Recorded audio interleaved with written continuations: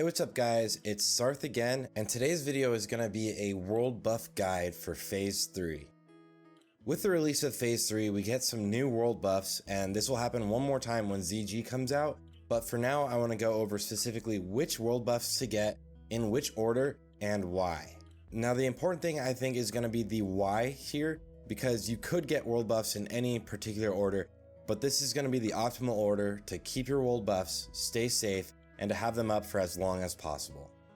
I will quickly mention the Valentine's Day buffs. I won't be talking about them in this guide, but they can be pretty useful if you're going to be min-maxing early. Okay, where to start? The first place you want to get your world buffs from is Maul. There's two real reasons why you want to get your DM buffs first. The first is that while you're running to get to Maul, a lot of the times, either Horde or Alliance will hide at choke points on your way in and try to kill you. They're just farming honor, and if you have already gotten something like an Onyxia buff, you're just going to lose it and have to wait another 6 hours to go after it again. The other reason to go straight after the DM buffs is, it's a 2-hour buff, and it takes a while to get there, pretty much no matter what. Unless you have a Warlock summoning you, then you're going to be wasting time on other buffs while you run to get into DM, and run all the way through the instance back and forth to get all your buffs. So always start off by getting your buffs in DM. Once again, these are 2-hour buffs, one that gives you 200 attack power, one that gives you 15% stamina, and the other that gives you 3% spell crit. So these buffs are useful on every single character. While you're running to get your last DM buff, make sure to buy some green grog for an easy stamina buff. Usually when you're trying to do a DM tribute, you either run it yourself or you buy the buffs. You can usually buy them for 5 to 10 gold from a hunter or someone else that's already cleared it. You might need some invisibility pots to run through, but if you can't seem to find a group to run it, it is pretty easy to buy these buffs. I would just show up to Maul and post in general, want to buy DM tribute buffs. After getting the Maul buffs is where there's a slight deviation in the beginning of the month instead of in the middle or in the end.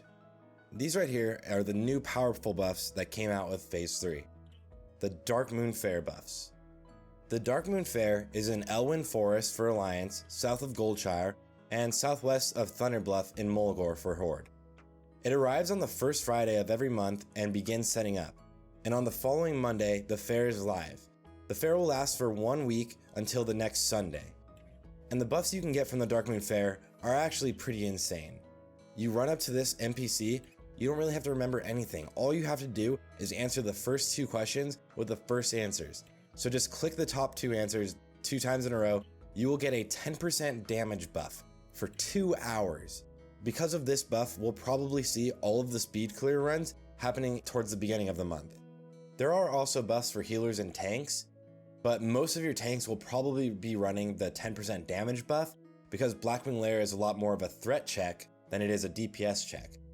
Healers, on the other hand, can be running Spirit or Intellect, whichever they decide is necessary, so 10% Spirit or 10% Intellect.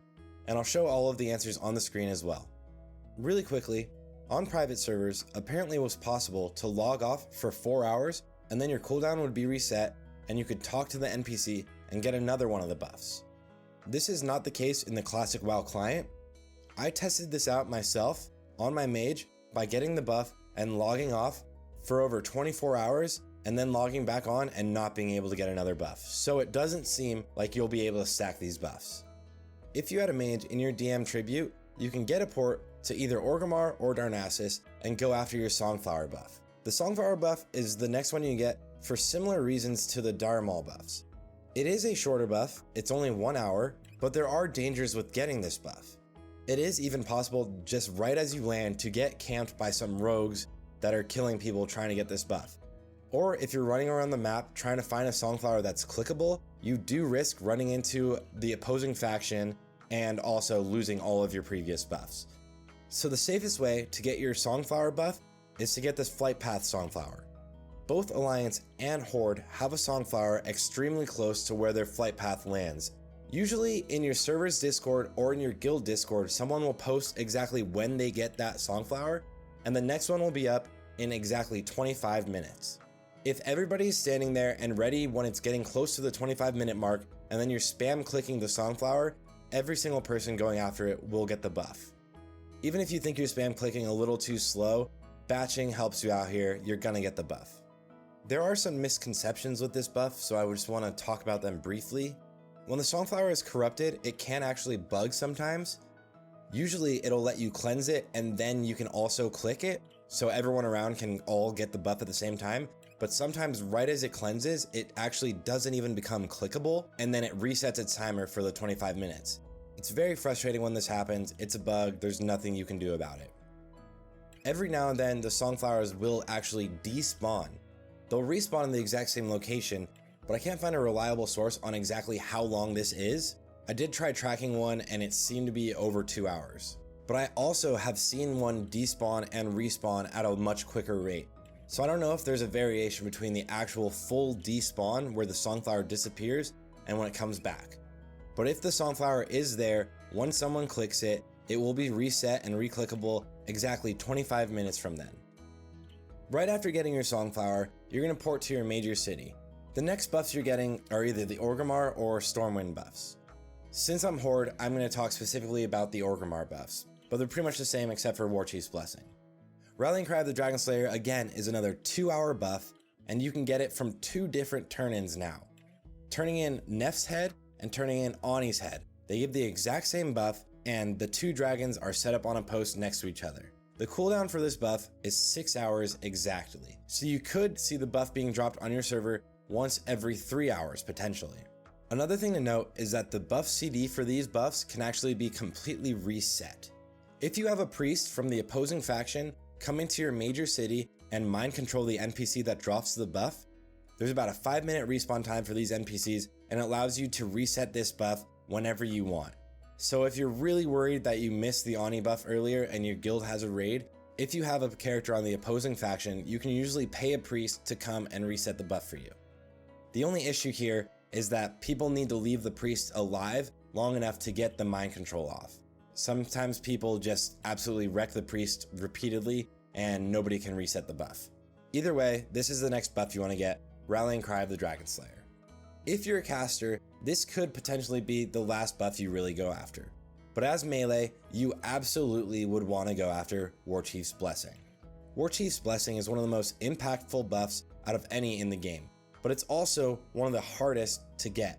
The reason for this is it's almost impossible to log out in time from when Thrall yells and log back into your main character.